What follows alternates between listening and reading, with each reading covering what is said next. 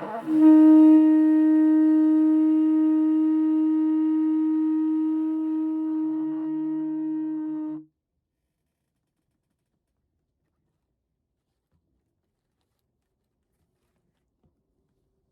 Hebrew Israelite brothers and sisters, the 12 tribes of Israel scattered all over the earth. Just want to take this moment to say to you, welcome back. This is your Moray, Dr. Yeshua, and my brothers and my sisters. I'm trying to get my blow back. The sinus and my, that messes me up the last time, and then, I was just working at it. So every time I get a chance, I get a chance to blow something, I blow it. Okay, all right. And I'm going to get back to where I used to be one time, and just hoping that my breath and everything will just work properly. Okay, but last session we were in verse 7 where David was talking, and for those of you who just lagging on, and we are in Psalm 38, and we're dealing with the man in pain praise. Okay, and so in the last session we dealt with verse 7 of Psalm 38, verse 7, where he said, "My loins are filled with loathsome disease," and he said, there is no soundness in my flesh."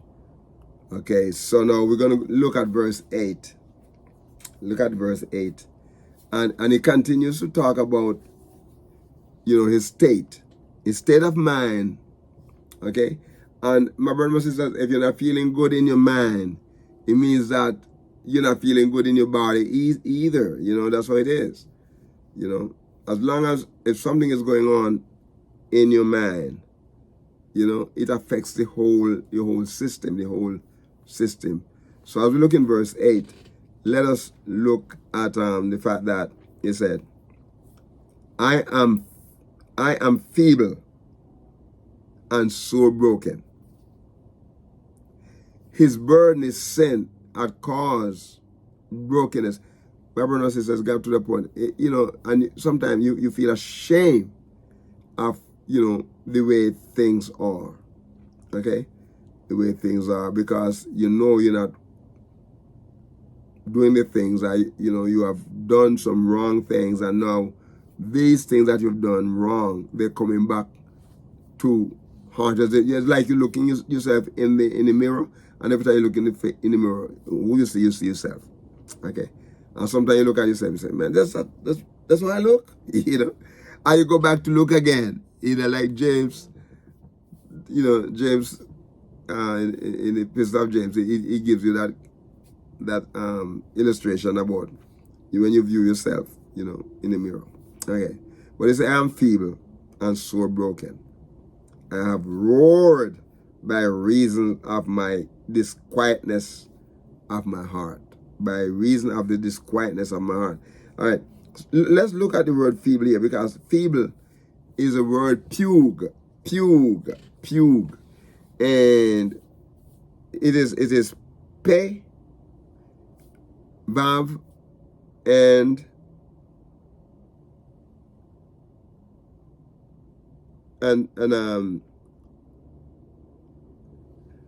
gimel. Yeah, gimel.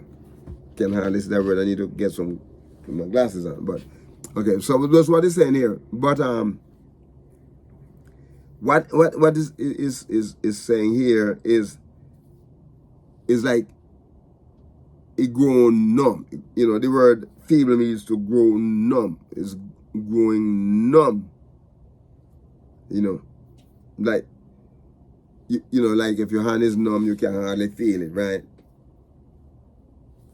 Your hand is numb. Or your feet, if you put your foot in a certain position for a long time, sitting down, you're numb. I remember once, I went to Jamaica, and I didn't feel like I wanted to rent a car, so I was driving on this bus, right, loaded with people, right. So in this bus, if you have suitcases, right, yeah, if you're gonna, and they're gonna tell you that the place is, is filled up, right? You don't know where to put the suitcases. You have to buy a seat, right? And then you have your suitcases. So you pay the place where your suitcase is sitting. You pay for that, right? Good. So in this case, you're paying double fare. Whatever it will cost you to get to your destination, that's the same it's going to cost your suitcase, because they don't have no room for your suitcase, right? It's different from traveling on some of the carrier, the big buses, where they allow you 1 or 2 pieces of luggage, right? But traveling in these buses is like traveling in somebody's plane, where you have to pay for your suitcase. If you walk with something, they almost want to charge you for a handbag or your computer bag. They almost want to charge you for that. But what I'm saying, that so I was sitting down, and it was 35 miles of drive, right? And I'm sitting down, and the seat, the space, the seat in front of me is so close that my knees are I have to be shaking my knees, because if my knees is touching the back of the next person's seat. And you talk about pain, right? And so it's numb. So when you get up, you're trying to get up, like if it was stop, to drop someone off, and you get up. And it happened in the cars too, taxis, right? Loaded, and when the car is filled up, they're still putting more people, So it's like you pack like a sardine, right? When you get up, my brothers and my sisters, I'm talking about pain. Your foot is numb, right? And then sometimes you get so numb that you don't even bother feel the pain, because the numbness take the pain away, But what I talking about the pube, and it's to grow numb. That's what the idea, of the word to grow numb is like cease, or it be feeble, or is faint, or be slacked. They come from a primitive root, means to be sluggish, right? Feeble, be feeble, faint, be slacked. That's what the word is. That's what he's saying there. I am feeble and sore broken. Look at the word broken here, because the word broken is a word daka, and it's dalet, kaf, and hey. And what it's saying here is like you're crushed. But this word means to crush. Daka. He said, I'm broken. Yahweh is rebuking him. And under his rebuke is feeling the weight. He feel like it's crushed. You ever feel that way? Somebody says something to you, or says something that is not conducive, right? And you just feel crushed. You just feel, man, you feel down, You feel, if you want to use the word, worthless. You feel like you're nothing. Right? You're crushed. You're crushed. Darker. In other words, it's like to break. You're broken. You break, sore. You're contrite. You're contrite. And it's like you're in a kind of crouch position, The primitive root there is like your daka. It's like you come to a place where everything goes collapse. And mentally, you feel like you can't think about anything, you can't say nothing. You just break, you contract, you crouch. It's like you feel afflicted, you oppress about something. You're oppressed about something. And it comes from an unused root, means to be crushed or injured, afflicted. It means that you are oppressed. Okay, that's what he felt. I have roared by reason of the quietness of my heart. That's what he's saying here. Is roared by reason of the quietness of his heart. My brothers and my sisters, let me say this. That if we continue to be obedient to Yahweh, we won't find ourselves in this kind of situation. No. We're not, He's going to work it out, my brothers and my sisters. He's going to work it out. And we're going to feel the joy of his, the joy of Yahweh. We're going to feel everything that he gives, his blessing, everything. We're going to feel it. But once we allow Hasatan to ruin our day, it's going to take some praying, my brothers and my sisters. It's going to take some coming back. But one other thing we know this, that when we are broken by ways of our failure to serve Yahweh, and we come back, we shouldn't forget it. We should not forget it, my brothers and my sisters. We should not forget it. Many times, we get to we say, look, you know what?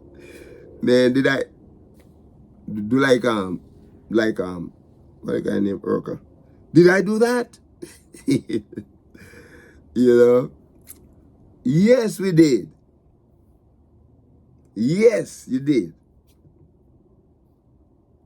But remember that Yahweh, he wants to make things good for us. So we have to be always in line with him.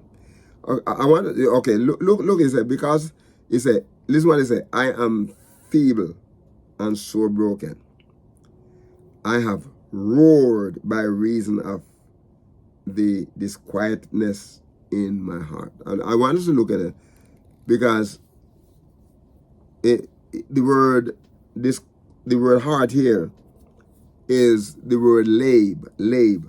And this word, my brother, my sister, lab is lamed and bait, lab, and it is talking about not just the heart that pumps the blood.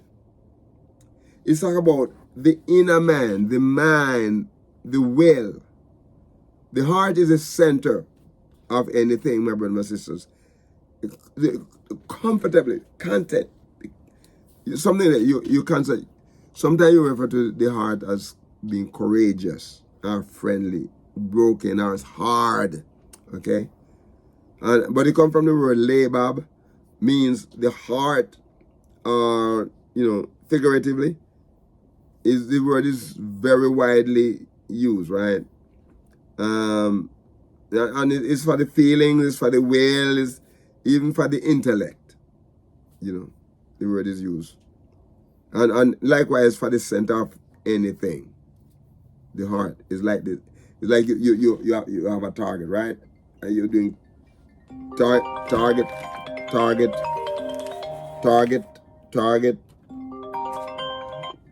practice, right? And this is my son calling, but I cannot talk to him right now, so I'll have to talk to him when I finish this session. Okay, I don't hope it's not an emergency. But what is saying here, my brothers and my sisters, the heart is that part of us, the courageous part of us, the friendly part of us, and this heart can be broken, right? It can be hard, hard-hearted person, you know. He can be courageous, you know. He can be merry. He can be stiff. He can be stout. You have some people talk about you have a double heart. A double-minded person is unstable in all his ways, you know. But in the midst of the mind, you know, and is the understanding, my brothers and my sisters. Praise be to his holy name. The understanding, well, you know, willing, the heart, a heart of wisdom. You know, when a person said they have a wise heart, we talk about a person who put Yahuwah's word in his heart and in his mind, and he learned wisdom by the way he obeys Yahuwah's word. Praise be to his holy name. So we don't allow anything to cause us, you know, to lose out on the blessings that Yahuwah want to give us, because my brothers and sisters, he want to give us a clean heart. He want to give us a merry heart. He want to give us a heart that is friendly, kind, you know. He doesn't want us to have a heart that is hard and, you know, people can't approach you, you know. He wants us to be courageous in everything that we do for him. Praise his holy name. In our life, you know, as we work to take care of our families, whatever we do, Yahuwah wants us to realize that and to live according to his word. Praise his holy name. You see, we have a heart that want to serve Yahuwah. You know, some people don't have that kind of heart, right? But we want to have this heart where we want to serve Yahuwah. Praise his holy name. And my brothers and sisters, it's not hard, but we just have to be willing, you know, to give him, you know, he said, all my desires. He said, Lord, this is what he said here in the King James Version. He said, Lord, all my desire is before thee. But just go back again. Just go back again. Just go back to verse 8. You know, go back to verse 8 a little bit before we go back and jump into 9. Listen what he said there. I am feeble and sore broken. I have roared by reason of the disquietness of my heart. Okay? So when we talk about this heart here, okay, sometimes, you know, we are unaware of the things that can get inside of us, you know, in our minds, you know, that can become clouded and cause us to miss out on what Yahuwah is calling us to do. So, my brothers and sisters, we want to make sure that we are walking, that we are living, we are abiding, you know, in Yahuwah. Praise his holy name. We are abiding in him. So, based on what his word is telling us here, my brother and my sister, based on what his word is telling us, we can obey or we can disobey. And the question is, by what reasons we're going to disobey? You see, David is talking to us here based on what his experience,